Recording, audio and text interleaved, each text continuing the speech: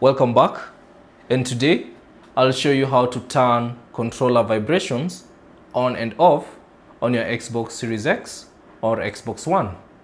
So all you have to do is power on your console and access this homepage. Then select the settings option on the top of the screen. So select that. It will give you this menu. And then in this menu, scroll down and select accessibility. Choose that. And then select controller. Choose that. And then within the controller settings, select vibration settings. Select that. And then scroll down until you find the option turn on vibration. So it's enabled right now. So whenever you encounter any vibrations on your controller, that means it has been enabled.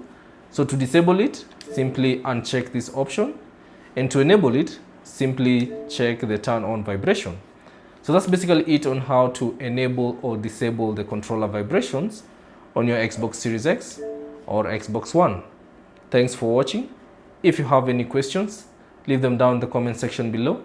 And if you found this video useful, consider leaving a like and subscribing to the channel.